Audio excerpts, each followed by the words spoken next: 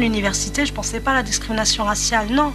Je pensais à plutôt comment faire pour être sûr d'augmenter le chiffre d'affaires d'une entreprise. Je pensais à plutôt comment je vais pouvoir optimiser mes compétences, comment est-ce que je vais répondre à leurs besoins, comment est-ce que je vais être créatrice de projets, créatrice de ventes, tous des trucs comme ça. Je pensais pas que j'allais me bagarrer pour essayer d'entrer dans une entreprise.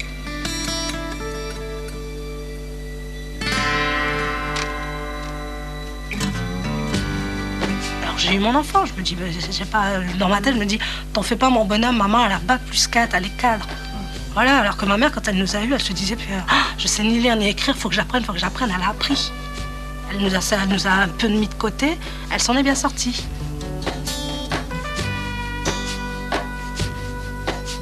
Après mon 2SS, j'ai rencontré des difficultés. J'ai eu, dans le cadre d'entretien, des réflexions tout à fait déplacées par rapport à l'objet de l'entretien lui-même. C'est-à-dire, on m'avait dit, bon, j'espère que vous savez écrire, parce qu'on a eu un Rachid il n'y a pas longtemps qui lui avait des problèmes d'orthographe.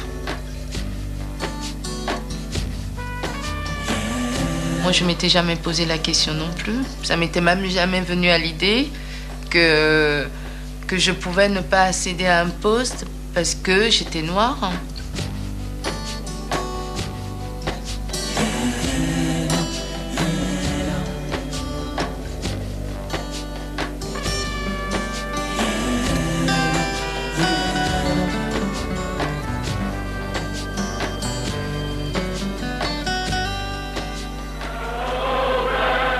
Dans un ordre parfait, impressionnant de discipline et de calme, 200 000 Noirs, accompagnés de milliers de Blancs, défilent dans Washington au son des Negro Spirituals. En montrant dès maintenant leur décision et leur unité, les Noirs américains, leur leader Martin Luther King à leur tête, espèrent obtenir et voir appliquer bientôt le statut d'égalité auquel ils ont droit. I have a dream that one day on the red hills of Georgia, sons of former slaves and the sons of former slave owners will be able to sit down together at the table of brotherhood. I have a dream. Aux États-Unis, c'est parti du problème noir. C'est le mouvement des droits civiques, donc des mobilisations massives d'une partie de la population noire, dans le Sud en particulier, pour obtenir l'égalité des droits. Et ces mobilisations, elles débouchent sur l'adoption d'une première grande loi interdisant la discrimination raciale dans toute une série de domaines. Cette loi, elle intervient en 1964. This Civil Rights Act is a challenge to all of us to go to work in our communities and our states, in our homes and in our hearts, to eliminate the last vestiges of injustice. La loi de 64, c'est une loi qui est absolument révolutionnaire à l'échelle de l'histoire américaine. Ça interdit la discrimination dans, d'une part, l'emploi, d'autre part, l'accès aux lieux publics, troisièmement, l'accès à n'importe quel programme financé par le gouvernement fédéral. Les pouvoirs publics se rendent compte qu'il va y avoir un décalage assez important entre le moment où la loi est adoptée et le moment où la loi va commencer à produire des effets. Et ils ont peur que ce décalage soit trop important et que dans l'intervalle, des émeutes raciales se multiplient. Il semble qu'en Alabama, la nouvelle génération des Noirs ignore les craintes de leurs pères. Pour eux, la notion de l'égalité des races s'accompagne d'une dignité qui exige des gestes positifs, et les véritables émeutes qui se sont déroulées le dernier mois montrent à quel stade en est le problème. Il faut éviter que la frustration de la communauté noire devienne trop forte, donc on va mettre en place des dispositifs plus volontaristes, plus contraignants sur les employeurs, pour amener les employeurs à fixer des objectifs quantifiés en termes de proportion de noirs, d'hispaniques, de femmes, etc. dans les entreprises. Et l'affirmative action commence comme ça. Donc la discrimination positive servait à la fois à contrer une discrimination négative persistante pour les gens à qualification égale, et puis à compenser un écart de qualification qui existait dans des métiers où on considérait que les gens pouvaient acquérir leur qualification une fois qu'ils seraient rentrés dans le métier. En France, vous avez une contrainte d'ordre juridique qui est l'article 1 de la Constitution de 58 qui dit « sans distinction de race, d'origine ou de religion ». Ça interdit frontalement n'importe quel dispositif de discrimination positive fondé sur l'identité ethnique des gens.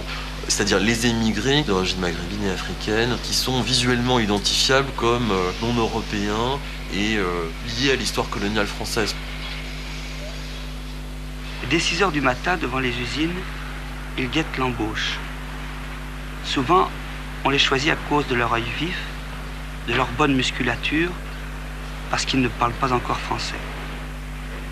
Tu n'as jamais travaillé en usine? Ça m'a dégluché. Jamais. Oui, l'usine n'a pas Afrique. Il n'y a pas d'usine en Afrique. Il n'y a pas d'usine en Afrique. Tu auras le numéro 487. 487. 487. Dis-le. 487. 487. T'as compris? Oui. Alors, moi, demander à toi en taureau. Toi, tu dis boulot Bocard, Oui. numéro 487. Oui. Faut toujours dire numéro, hein? Oui. En taureau. Boulot Bokar Manga. Numéro 427. 487. Numéro 87. 487. 487. C'est bien. 487. 487. Bon, ça va. Tu commences le travail tout de suite, hein? Hein? Tu commences le travail tout de suite. Oui. Oui. L'école, Oui. Tu commences à travailler. Tout de suite, hein? Oui, tout de suite. Vous ne dites pas combien il va gagner? Ah ben oui, c'est-à-dire que c'est un problème, ça, que j'évoque avec eux par la suite. Le 487 n'a pas encore droit aux machines, mais dans 8 jours peut-être. Le vieux rythme africain est apprécié. Il convient tout à fait au travail à la chaîne. Alors, dit-on, il danse plutôt qu'il ne travaille. Au début, l'opération du pointage crée des difficultés parce qu'ils ne savent pas lire. Mais beaucoup d'entre eux vont à l'école du soir et bientôt, ils reconnaîtront leur numéro. Toute l'histoire de l'humanité indique qu'il n'y a pas d'immigration qui rentre. Aucun travail n'a été fait dans un certain nombre d'institutions pour préparer effectivement le fait que ces parents allaient avoir des enfants et que ces enfants allaient se diffuser dans l'ensemble de la société. Nous en arrivons donc à une situation où ce qui est problématique, c'est pas le racisme ouvert. Celui-là, il est le fait d'une minorité et en plus il n'est pas destructif. C'est-à-dire quand on a un raciste ouvert en face de soi, une insulte raciste, ça ne détruit pas. Ça provoque de la colère, ça provoque... Mais on s'attendait à ça quand on voit que le racisme est ouvert. Ce qui est plus problématique, ce sont tous les comportements, les fonctionnements d'institutions qui aboutissent en définitive à mettre de côté toujours les mêmes. Alors ça se traduit comment? Mais ça se traduit par l'association d'images, de capacités à certains jeunes. Des jeunes issus d'immigration sont capables de telle chose, mais ne sont pas capables de telle chose. Dans les inconscients collectifs, il y a encore cela. Dans les inconscients collectifs, le Mohamed ou la Fatima sont capables d'être un bon ouvrier, mais ne sont pas capables d'être un cadre. Le Mohamed et Fatima sont capables d'obéir, mais ne sont pas capables de diriger.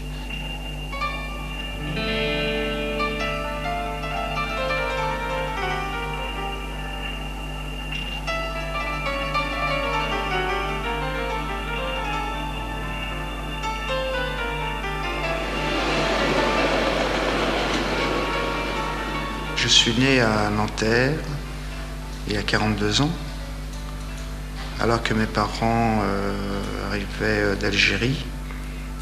Ma mère arrivait d'Algérie, j'étais dans son ventre, et papa était en France depuis 10 ans, installé au bidonville à Nanterre. Mon père, il était ouvrier dans des petites usines successives, OS2. Et ma mère toujours travaillé au foyer, à la maison. J'ai fait tout un parcours normal, classique, primaire, secondaire, puis enseignement supérieur à Nanterre. J'ai passé une licence, puis une maîtrise en économétrie, et puis j'ai poursuivi en DEA d'économétrie, mais qui s'appelle officiellement économie mathématique et macroéconomie appliquée. Et pour moi, c'était très important parce que c'était enfin la décision que je devais prendre d'arrêter mes études, parce que c'est vrai que j'aimais les études. Et il fallait que je décide de passer dans le secteur marchand.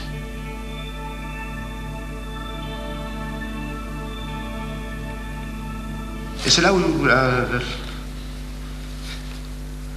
c'est là que j'ai reçu la première claque. Ça a été dur parce que je ne savais pas que par mon nom, la première ligne de mon CV était archi faux. Et je ne savais pas, ou du moins j'ai commencé à comprendre,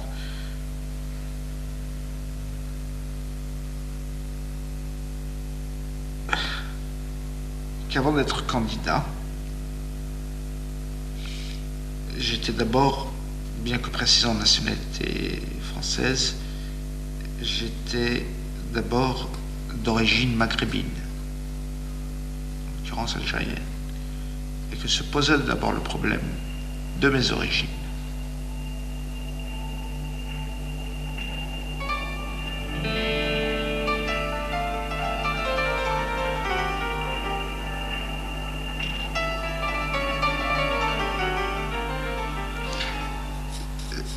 Non, moi, je me rendais compte que je me rendais compte que j'étais réduit à moi-même et que tout l'investissement que j'avais fait se dégradait puisque je restais sur le marché du travail sans occupation intellectuelle, sans rien, et que donc je devenais de moins en moins candidat jeune, de moins en moins frais, entre guillemets, les années passant. Et je me dis, mon Dieu,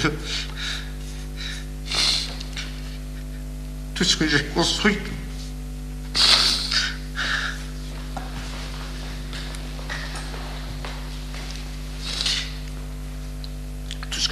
se casse la gueule. Pour ne pas vouloir à cette société qui finalement m'a pas donné les chances égales, j'en suis tombé malade par anxiété, par dépression. C'est bien la preuve de mon non-égoïsme avec une société qui l'est peut-être. Mais on se refait pas.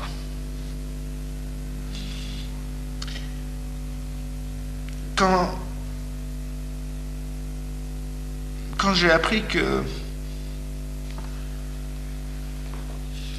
Pierre, Paul ou Jacques, ou je donne des prénoms comme ça, ou alors on va rester sur Pierre, Paul, et trouver un travail, encore une fois, à conditions égales. Je me suis jamais dit pourquoi eux et pas moi. Mais je me suis dit, pourquoi pas nous deux?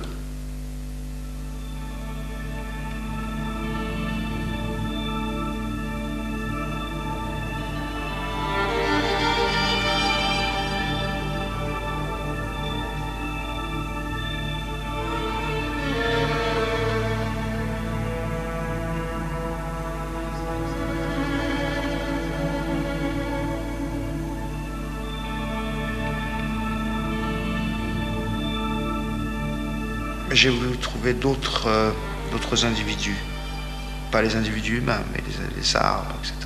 Et s'occuper de jardin. En fait, je suis passé d'une sphère du monde intellectuel au monde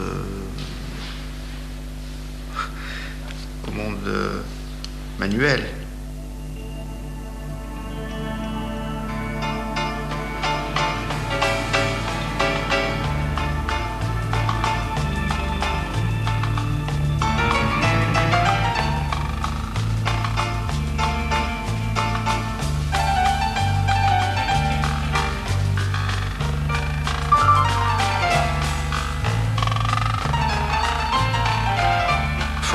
Un étudiant en France coûte de l'argent. De construire une carrière qui est forcément construite sur les études, elle n'est pas construite sur l'héritage. Cette carrière de l'enfant d'immigré, c'est nécessairement une promotion sociale, il n'y a pas d'autre choix.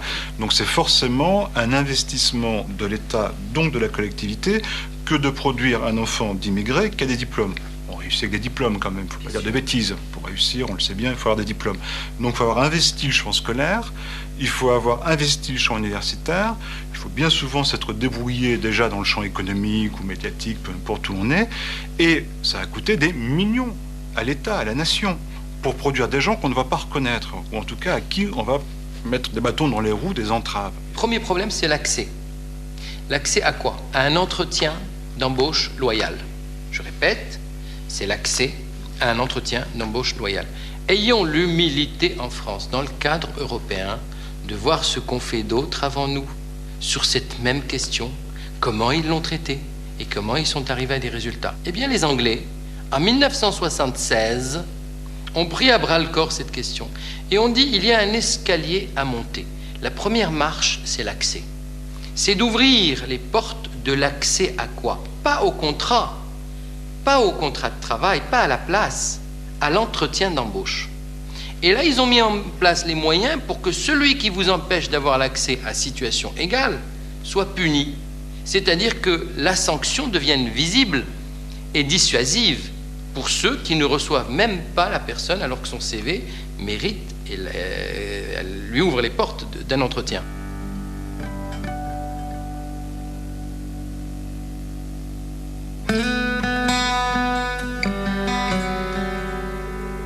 Sur les difficultés de rencontre, de rendez-vous des jeunes issus de la première ou deuxième ou troisième génération d'immigration en France, qui sont globalement issus du Maghreb ou de l'Afrique, et diplômés de type +2, +5 ou plus, il y a plusieurs éléments de réponse. Il y en a un qui est général, qui est le monde du recrutement, que ce soit le recrutement, on va dire, professionnel en cabinet, ou le recrutement en entreprise par le DRH, est resté un monde quand même très conformiste, très élitiste, avec des codes très, très rigides, qui sont assis sur rien du tout, comme la plupart des codes, sur un arbitraire, mais cet arbitraire à la peau dure. Ce conformisme, il est renforcé aujourd'hui par plusieurs choses. Il est renforcé par le très grand nombre de candidats.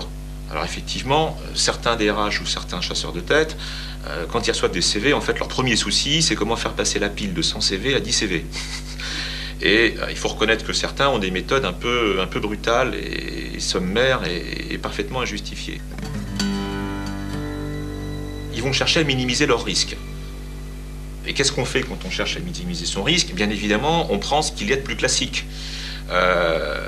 Donc là encore, tendance à éliminer tous les CV qui vont être un peu exotiques, soit quant à l'origine du candidat, soit quant au parcours, parce que ça joue aussi sur les parcours atypiques. Et là, effectivement, les préjugés de la société au sens large peuvent inconsciemment ou consciemment parfois devenir les préjugés de la société entreprise. Et là, il y a tout un discours compliqué sur est-ce que ça colle pas, oui mais après je vais être accusé de racisme si je le prends pas en entretien, si je casse sa période d'essai au bout de 3 mois de période d'essai, au bout de 6 mois. Donc pour m'éviter ce débat douloureux avec ma conscience, mes valeurs, celles de la société, pour m'éviter tout ça, carrément, je mets pas le doigt dans l'engrenage. Ça veut dire que l'entreprise elle-même continue à se constituer un corps social spécifique qui n'est pas finalement en harmonie avec le corps social au sens large. Et ça aussi, ça va forcément avoir des décalages.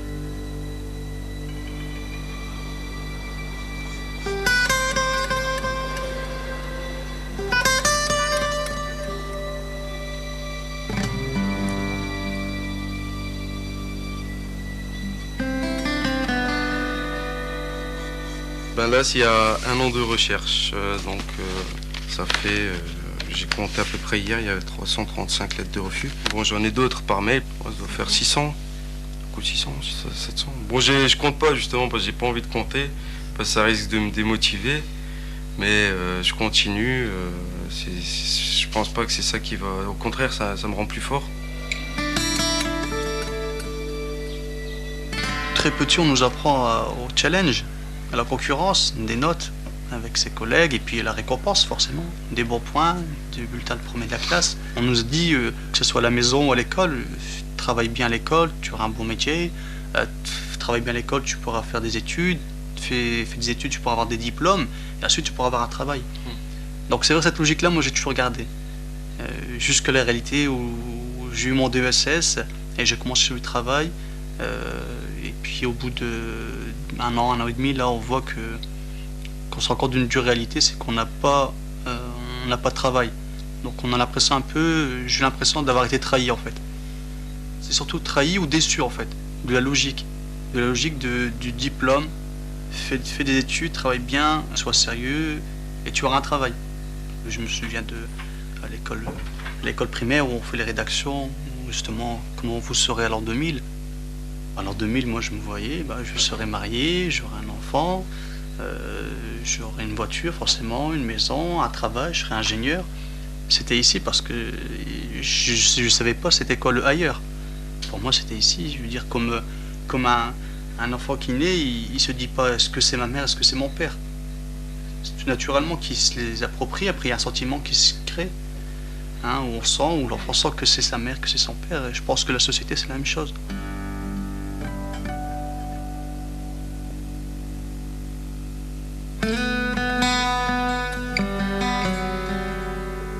Je suis le dernier de ma promo actuellement. Donc la plupart travaillent.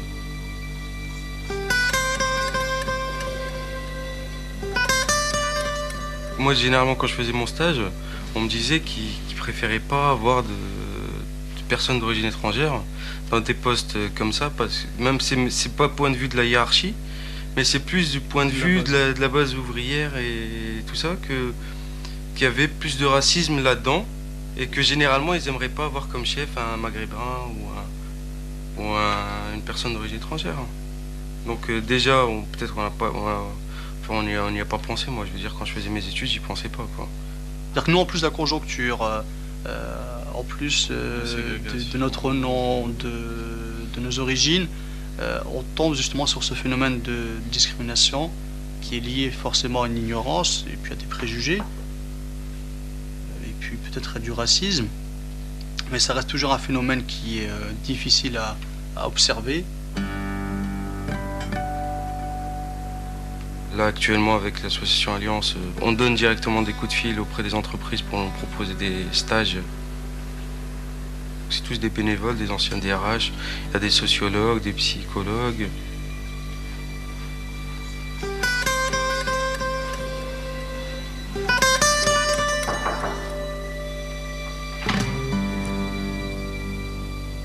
Nous luttons, si vous voulez, en utilisant notre réseau, puisque le fait que notre association soit quand même de culture patronale, nous avons des adhérents, nous avons une centaine d'adhérents, ce sont des entreprises, et nous avons sensibilisé ces entreprises, le PDG, puis le DRH, puis le chef d'atelier, parce que chacun se renvoie le ballon de la discrimination. Moi, je ne suis pas discriminateur, mais c'est l'autre, et puis l'autre dit c'est pas moi, mais c'est l'autre, et ainsi de suite. Donc il faut former et sensibiliser de plus en plus à tous les niveaux de la hiérarchie. Parmi nos différentes actions, nous sommes nous-mêmes opérateurs de ces tentatives d'insertion professionnelle par ce contrat d'insertion professionnelle qui réunit donc chaque année une quinzaine de candidats, en général issus de l'immigration, et que l'on essaye de faciliter l'insertion en entreprise. Sont tous des diplômés Bac plus 4 ou 5, même si nous avons également utilisé la formule avec des Bac plus 2. Et on a d'ailleurs eu plus de facilité à placer les Bac plus 2 que les Bac plus 5. C'est évident. Vous savez bien pourquoi. Parce que l'une des difficultés supplémentaires et des contraintes supplémentaires de ces jeunes, c'est que ce sont des futurs cadres en entreprise. Et donc la discrimination rampante, diffuse, non affichée, elle existe encore plus pour des futurs cadres que pour des vendeurs ou pour des chefs de rayon. Donc la règle, c'est que j'ai une montre là, je regarde quelques minutes pour assurer que vous ne dépensez pas trop 3-4 minutes d'expression. Les autres écoutent, restent en silence et puis donnent un feedback. Voilà. D'accord. Donc bon, moi c'est Anissa. Donc bon, j'ai une maîtrise en AES, administration économique et sociale, et je cherche un poste en assistante chargée d'études. Mais voilà, le problème c'est que avec le temps, je commence à remettre en cause mon projet. J'ai l'impression que je rentre dans un tunnel qu'il n'y aura jamais de fin de toute manière. Donc suite aux entretiens dans une entreprise qui me tenait à cœur, c'est-à-dire La Redoute, c'est une entreprise où je souhaiterais être chargée d'études en marketing, pouvoir travailler sur les catalogues en VPC, c'est un projet que j'avais déjà en étant en licence. Lors de l'entretien, ça s'est très bien passé avec le responsable de La Redoute. J'ai eu affaire à un junior, comme vous dites, justement. J'ai même été un peu surprise. Je ne m'attendais pas à avoir une personne plus jeune que moi. Mais ça s'est très bien passé. Au contraire, après, ça m'a permis d'être plus à l'aise, on va dire ça comme ça. Il est vrai que par rapport au profil qu'il cherchait, j'ai été... disons que je ne l'ai pas agressé, j'ai été direct honnête avec lui en lui disant, puisqu'il avait la fiche des candidats qu'il avait déjà reçus, Et bon, ils étaient tous de l'ESSEC, l'ISSEC. Donc moi, je lui ai tout de suite dit, je sais très bien que vous ne cherchez que des personnes de ces écoles-là et que mes chances sont plutôt minces, malgré mon enthousiasme, malgré le fait que j'ai bien montré ma motivation pour être chargée d'études. Il l'a très bien vu, il en a même fait la remarque. Depuis que j'envoie des candidatures, je n'ai jamais eu d'entretien. C'est toujours même pas de réponse, rien du tout, donc je commençais à désespérer. Là, le fait d'avoir eu des entretiens, de pouvoir aller me défendre en face d'un recruteur, de dire ce que je voulais, ça m'a remotivée, en sachant que là, j'arrive à une période où même faire du téléconseil ou même faire de la, on va dire, caissière, par exemple, je ne refuse pas. J'en suis arrivée à ce stade-là. Donc, c'est-à-dire que j'accepte de me dévaluer par rapport au niveau que j'ai. Que si c'est oui, c'est fini. C'est-à-dire que si j'accepte de me dévaluer par rapport à mon diplôme, c'est pas parce que je suis aux aguets, j'ai besoin d'argent. Non, si j'en ai besoin, mais c'est plus pour avoir un pied dans une entreprise. Maintenant, ma démarche est d'avoir un pied dans l'entreprise par tous les moyens. Est-ce que tu peux ajouter quelque chose sur ce que tu as perçu du caractère? On a senti qu'il y a un désir d'apprendre, mais d'un autre côté, tu vas en entretien, mais d'un autre côté, tu te dis, bon, je me fais pas d'illusions, donc déjà partir comme ça, un peu... j'ai l'impression que tu pars avec un boulet, quoi, et c'est quand même dommage, parce que dans une démarche de recherche d'emploi, il faut aller positif, et puis si tu pars négatif, déjà d'emblée, il est sûr que l'employeur, il va le sentir, et il n'aura pas envie de te faire confiance, quoi, parce que comme une relation entre employeur et un futur salarié, c'est aussi une relation de confiance qui doit s'instaurer dès le premier contact. Merci. Bon, à toi. Qu'est-ce que tu as envie de dire aux gens qui sont autour de cette table sur ton expérience? Donc à ce jour, j'ai accumulé plus de 600 refus pour un total de 10 entretiens. Donc, à chaque fois que je sors de l'entretien, je me dis, bon, j'ai au moins le deuxième entretien, puis finalement, j'ai rien du tout. Donc actuellement, j'accumule les refus et bon, les échecs aussi. Moi, je les prends aussi en tant qu'échec. Apparemment, au niveau de sa stratégie de recherche active d'emploi, il a apparemment exploité toutes les pistes. Les candidatures spontanées, les offres, mais je ne sais pas s'il a beaucoup fait jouer son réseau. C'est effectivement ce goût du challenge, parce que quand on entend quelqu'un qui vient dire « ça fait 14 mois que je recherche », premièrement. Deuxièmement, j'ai 600 candidatures. Hein. Quand tu dis refus... 600 refus. J'ai eu 10 entretiens. 10 entretiens, c'est pas mal. Hein. Déjà ça, c'est presque un argumentaire pour vous dire, tiens, si vous demandez si j'ai la capacité de relever des défis, ben oui, je sais relever des défis. Hein. Donc c'est intéressant déjà au niveau du discours que tu viens de poser. Moi, je propose maintenant de travailler sur justement le réseau, parce que je crois que le réseau, c'est vraiment... Ça concerne tout le monde ici, vous en avez tous parlé. C'est pas parce qu'on a un métier dans l'aviation qu'on ne connaît que des gens dans l'aviation. C'est pas parce qu'on est concierge qu'on ne connaît que des gens chez les concierges ou coiffeurs. Donc toute personne que je vais pouvoir rencontrer est porteuse d'un potentiel de réseau. Je connais un notaire. Alors le notaire, je ne vais pas l'interviewer sur son métier de notaire. Je vais dire, monsieur le notaire, vous connaissez peut-être des gens qui travaillent de près ou de loin dans l'industrie du textile ou dans l'industrie de la VPC. Alors monsieur le notaire, il m'a écouté, je lui ai fait une impression convenable, il a envie de m'ouvrir son carnet, il va me donner un nom. Il va me donner 2 noms. Et puis ces 2 noms, je sais pas, c'est peut-être des gens qui sont dans une industrie quelque part, mais ils connaissent d'autres gens, etc. Puis je vais voir celui-là, j'obtiens le rendez-vous, je fais la même chose et je vais obtenir 2 noms. Puis enfin, j'en vois un là, puis peut-être qu'ici, je vais arriver directement à ma cible. C'est ça le principe du travail de réseau. Genaël est un petit peu dur de parler de réseau, parce que l'une des difficultés de cette population, c'est qu'ils n'ont pas de réseau. Ils n'ont pas de réseau. Non seulement ils n'ont pas de réseau parce que leurs parents ont déjà parfois quitté l'entreprise, ou sont eux-mêmes chômeurs, parce qu'ils sont dans un quartier qui est complètement isolé du monde de l'entreprise, et parce que, troisièmement, ils font des études gratuites, c'est-à-dire en général à la fac, qui n'a aucun rapport, aucune relation avec l'entreprise. Les établissements supérieurs qui ont des relations avec l'entreprise sont des établissements chers. On sait très bien qu'en général, on dit aujourd'hui, les futurs cadres issus de l'immigration, ils ont 3 fois plus de difficultés que ce que j'appelle moi les Gaulois à trouver un emploi. C'est évident. Donc la discrimination, mais elle crève les yeux. C'est même pas la peine de leur demander. Eux, ils font semblant de ne pas y croire, vous avez remarqué. Ils font semblant, mais au fond d'eux-mêmes, ils ne se font pas beaucoup d'illusions, et c'est triste.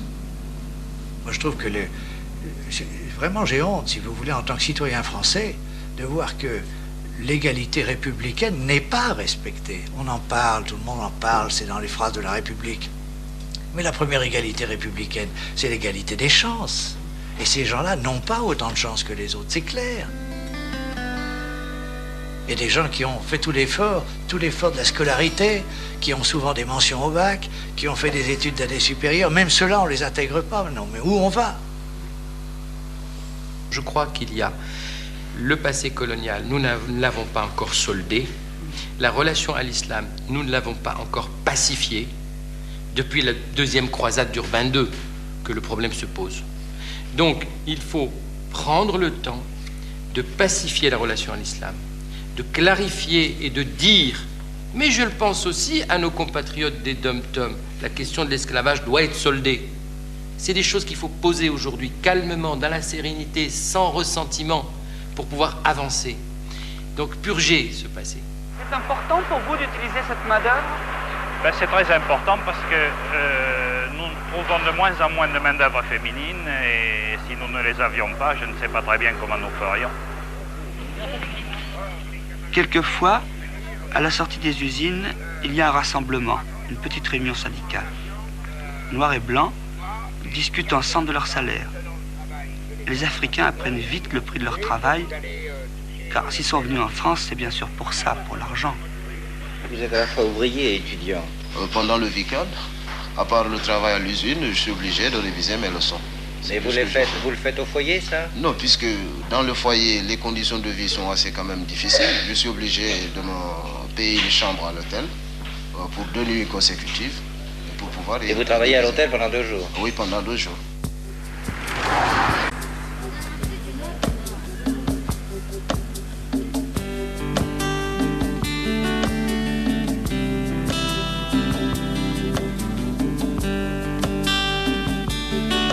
Après le bac, dès que j'ai eu dans ce temps-là, je suis allé à la fac jusqu'au niveau licence de maths. Mais comme ça devenait dur physiquement, j'ai abandonné. J'ai eu un DUT électronique. Mais bon, dans tout ça, j'ai postulé. Rien. J'ai eu des entretiens. Oui, monsieur, on vous appelait. Rien. C'était trop dur pour un noir pour postuler dans ce domaine-là. Tout, j'ai tout abandonné.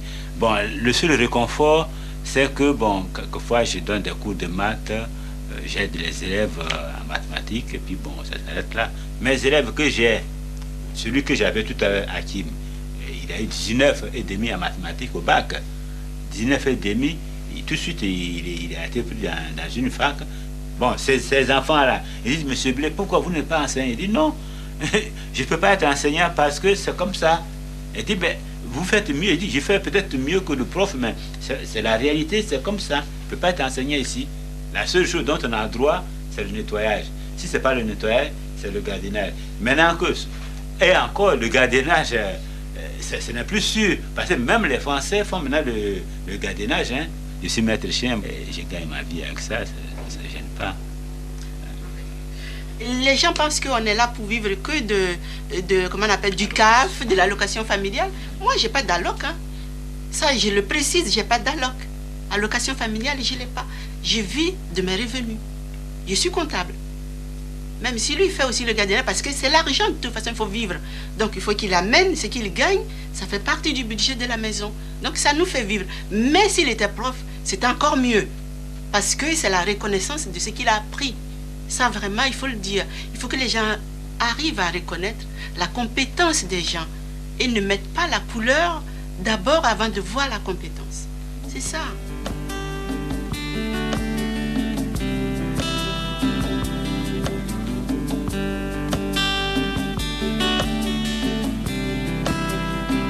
Je me suis rendu compte par rapport à André qu'elle a fait 6 mois à chercher le stage. Au début, je disais, mais peut-être parce qu'elle ne cherche pas bien. Alors je lui ai dit, fais ceci, fais cela, fais ça. Mais elle a tout fait. Et au bout de 6 mois, elle ne trouvait pas. Je me suis assise, j'ai dit, mais qu'est-ce qui arrive? Un enfant qui a été à l'école ici, qui a appris les mêmes choses que les autres, on ne lui donne pas la chance de continuer. Alors qu'est-ce qu'il faut faire? En fait, sur elle, vraiment, je me suis posé la question parce que vraiment, là, je me disais, pour moi, je viens de l'Afrique. J'ai fait une partie de mes études en Afrique, puis je suis venue. Mais quand je me rends compte que l'enfant qui a fait toute sa scolarité ici et qui a fait les mêmes choses que les autres, on lui donne même pas une seule chance de continuer. Ça, vraiment, ça m'a poignardé, en fait. Ça m'a vraiment touché. Ouais.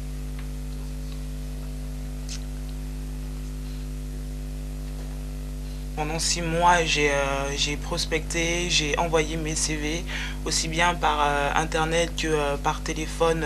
J'ai téléphoné directement. Et j'ai eu des entretiens du fait justement que mon nom passait facilement. Qu'André Valère-Blay, ça passe, les gens se disent ah, c'est peut-être une, si je peux dire, une blanche. Donc ça passait. J'allais à l'entretien. Bon, peut-être aussi c'est par rapport à ma présence, du fait que je suis assez grande et assez en forme, si je peux le dire. Donc il y a aussi cette image quand j'arrive qui surprend deux fois. Et puis aussi par rapport à ma couleur là.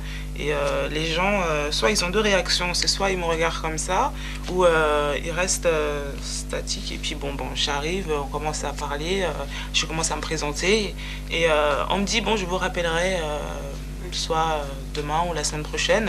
Et là, bien sûr, quand j'attends le coup de fil, déjà, il ne vient pas souvent. Donc c'est moi qui les appelle après. Et là, c'est, oui, non, nous avons déjà retenu un autre candidat, bien qu'à l'entretien ça se passait bien, qu'on avait l'impression que je correspondais au profil. Puis bon. Moi j'étais dans la même situation que André. Pendant 6 mois j'ai cherché, mais de façon ardue. Et moi je me souviens, une fois il y a une personne qui m'a dit non, ce serait prétentieux de dire que c'est du racisme, mais c'est plutôt une différence culturelle. Me sortir que c'est une différence culturelle, moi très franchement ça m'a choqué. Ça m'a choqué parce que l'histoire de France, tout ça, la culture générale et tout, je connais cela aussi bien que... Parfois, on nous dit simplement, moi, je veux bien vous prendre, mais c'est au niveau de ma clientèle. Ma clientèle ne veut pas avoir de noirs ou d'arabes. Donc, quand vous voyez ça, vous êtes un peu désemparé, vous ne savez pas quoi faire. Il faut dire aussi que par rapport à ma filière, c'est un peu compliqué du fait que c'est commercial, donc visible.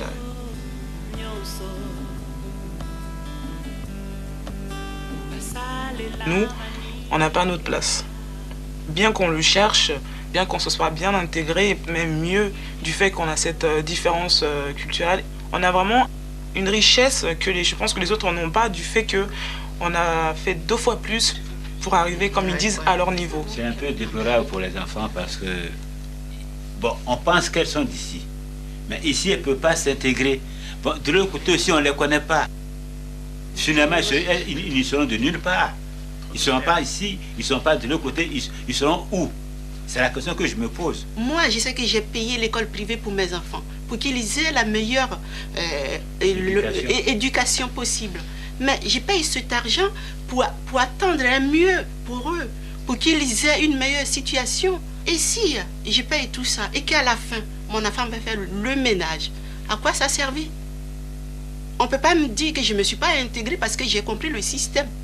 Qu'il faut vraiment laisser les enfants aller à l'école et qu'ils apprennent et qu'ils aient des diplômes pour pouvoir réussir, pour pouvoir se battre dans la vie tout seul. Parce que je pense que c'est nécessaire pour nos enfants, pour qu'ils deviennent aussi des cadres moyens, parce qu'on ne nous a pas mis au monde pour être uniquement des pauvres. On présente l'Afrique comme un pays pauvre. Bien sûr, ils sont pauvres, mais nous sommes là. On est dans un endroit où on peut aussi être bien. Quel être humain sur cette terre qui peut se plaire dans la misère? Ça n'existe pas. Nous, on s'est déplacés, nous sommes venus. On accepte d'être peut-être moyens. Mais après nous, les enfants qui viennent, ils ne vont pas non plus être moyens comme nous. Parce qu'on leur donne la chance de progresser. Il faudrait que la société leur ouvre la porte aussi. C'est ça. Et je pense que l'intégration, c'est maintenant de leur côté. Ce n'est pas de notre côté. Est-ce que la France accepte réellement d'intégrer les enfants qui sont nés ici, qui ont été à l'école et qui ont des diplômes? C'est maintenant à eux de répondre à cette question. Ce n'est plus nous. Ce n'est plus nous, c'est eux. C'est ceux qui se sont intégrés qui sont les plus victimes de la discrimination et du racisme. C'est ceux qui ont cru aux idéaux de la République, qui ont investi les idéaux de la République, qui ont été là où il fallait, au moment où il fallait, en particulier dans l'école et en particulier dans les diplômes, qui sont les plus discriminés. Parce que ce qu'on leur reproche, c'est pas de ne pas s'être intégrés, c'est de s'être intégrés. c'est d'avoir conquis les positions qui ne sont plus les positions de leurs parents, c'est d'avoir rattrapé le handicap culturel, la langue, la culture urbaine ou la culture ouvrière. D'accord ? Je veux dire, ils ont remonté la pente. Alors, avec des tire-fesses, avec des... Bon, d'accord, mais ils ont remonté la pente, ils sont en haut, ils sont au sommet. Et c'est cela qui pose problème. Quand j'ai fini mes études, je suis rentrée dans une boîte d'intérim. Et le monsieur que j'ai vu, peut-être que lui, il avait l'esprit ouvert. Donc, il m'a donné la chance. Je suis rentrée dans une boîte de BTP, il n'y avait que les hommes. Et les hommes, avec une noire qui va donner des ordres, c'est encore pire. Mais c'est qui là? Mais pourquoi tu dis? Mais c'est moi qui te dis, c'est moi qui te donne... Ben, tu ne peux que accepter parce que c'est la loi. Hein? Si tu te bases sur la loi, il comprend après que c'est vraiment la loi et que c'est la loi qui doit s'appliquer. Voilà. Ici, si tu n'es pas rentré une seule fois dans l'entreprise, aucune autre ne te donnera la chance. Il faut que vraiment les chefs d'entreprise réfléchissent, que eux aussi, avant de devenir chefs d'entreprise, quelqu'un leur a donné une seule chance. Donc les jeunes qui sortent de l'école, qu'ils soient noirs, blancs ou arabes, il faut qu'ils acceptent de leur donner une seule chance. S'il faut les supplier, je les supplie, une petite chance, parce que ça, c'est la porte de leur vie qu'ils ouvrent.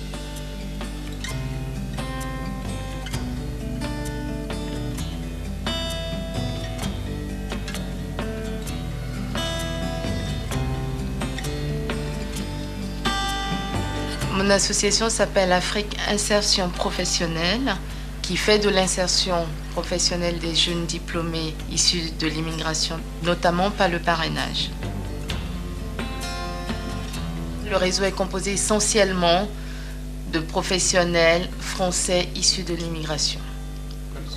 Ces jeunes ont besoin de croire qu'ils font partie de cette société et que cette société veut bien d'eux. Donc ils ont besoin d'avoir des représentations positives pour y croire. Et le réseau de parrainage, il sert aussi à ça. Pour moi, ce coup de pouce, il est capital. Ne serait-ce même que par l'effet miroir que ces professionnels et ces parrains renvoient à ces jeunes. Parce que ça leur redonne confiance, ça leur montre que c'est tout à fait possible. Et pour beaucoup, me disent en effet, vraiment, j'avais besoin de ça. Issus de l'immigration, on n'a pas du tout les mêmes chances que les autres, entre parenthèses, les Français de France. Avec les différents travaux qu'on a fait avec Carole da Silva, donc au niveau du CV, au niveau des entretiens et tout, j'ai plus confiance en moi. D'une part, l'association dispose d'un réseau, donc ce qui fait que quand elle envoie un CV, les gens jugent maintenant mes compétences. C'est la personne Simon Goli qui a un BTS Action Commerciale, qui a telle expérience et tout, c'est cette personne-là qui m'intéresse, c'est pas Simon Goli, le noir ou l'ivoirien, qui regarde. Et ça, c'est vraiment un réconfort. Elle a pu permettre à ces gens-là d'être conscients qu'on est noir. On est déjà noir. Donc maintenant, une fois que, entre parenthèses, ce tabou-là est passé, ils regardent maintenant la personne. C'est ça. Les gens savent que ce soit un noir qui viendra, ou en tout cas, un immigré qui viendra. Tu n'es plus immigrée, tu es française. Faut pas l'oublier. Je suis française. Elle est française. Faut pas qu'elle dise le mot immigré. Tu es d'origine peut-être immigrée, mais tu es française. Oui. Voilà. Même si les gens ne veulent pas l'admettre, tu es française, voilà. Nous, notre génération, avons créé le communautarisme dans ce pays. Nous avons assisté à la naissance du communautarisme dans ce pays, non pas par volonté communautaire des populations dites communautaires, mais par incapacité de nos institutions à reconnaître l'effort d'intégration de ces publics. Nous avons créé le communautarisme. Et ce qui réussit aujourd'hui, c'est le communautarisme et le réseau communautaire.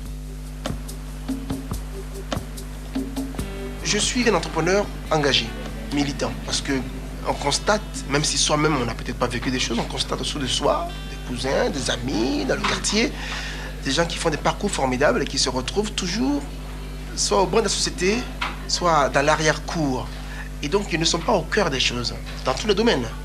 C'est ce qui nous a amené à créer Africagora, à réunir en 1999 des entrepreneurs, des managers, des cadres, pour les inciter d'abord à servir d'exemple, à libérer la parole, donc à donner, je dirais, un message d'espoir.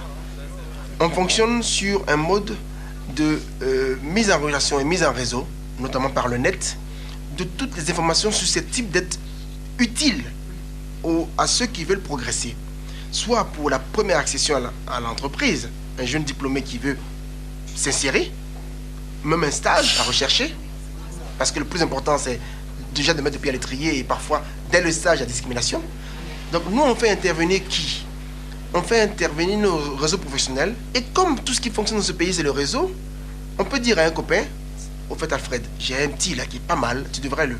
Et donc, c'est donc une cooptation, puisque c'est comme ça que ça fonctionne dans ce pays, une cooptation, un parrainage, un patronage de quelqu'un qui a une compétence.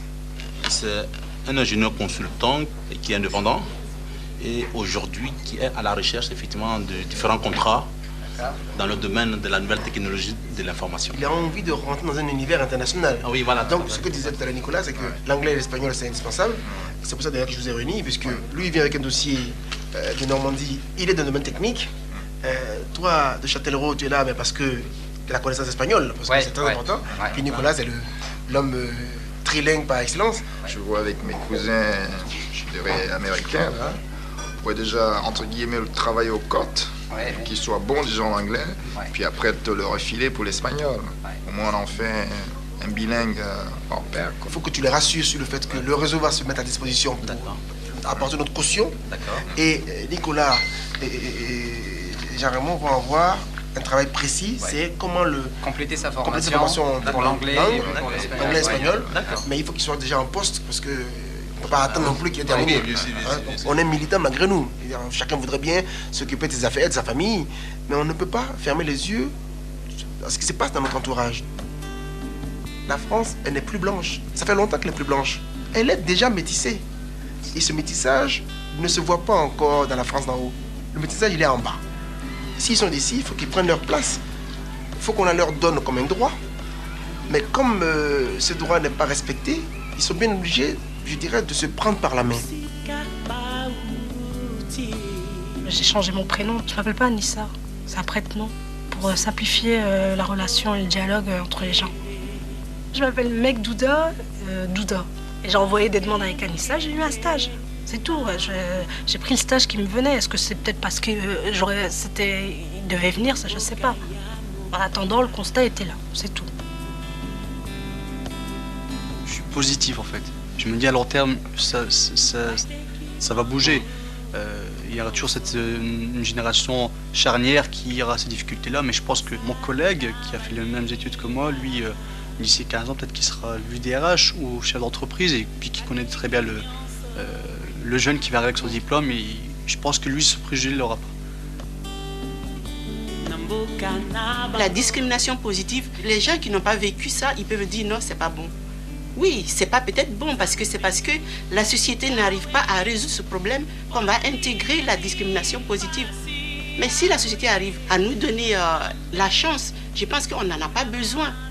Mais étant donné que dans l'inconscient des gens, il existe quelque chose qui veut dire que celui-là, il est noir, il peut pas être cadre, il faudrait qu'il y ait réellement une discrimination positive.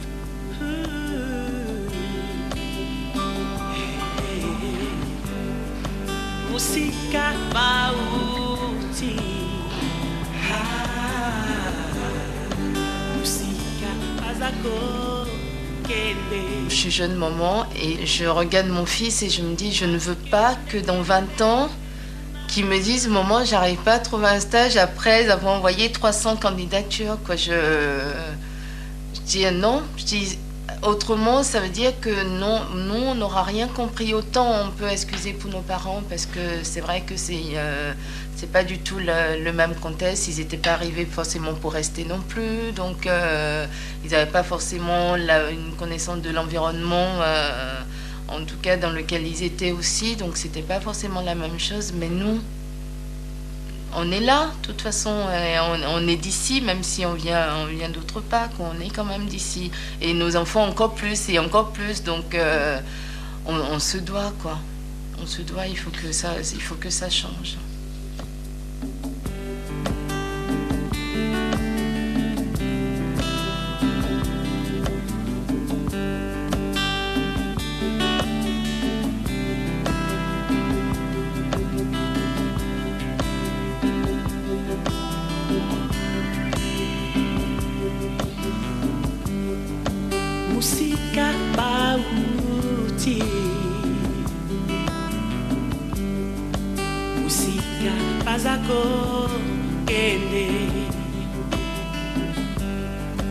bazo kende kende kuna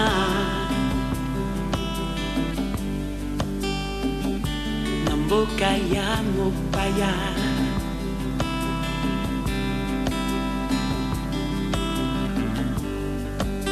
bateki bango nyonso basalela baninga bateki nyonso kuna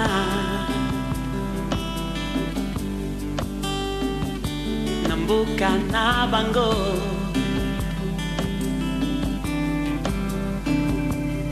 Nzambe Yahweh pona nini pasi aboye Nzambe pona bana na yo Nzambe Yahweh pona nini pasi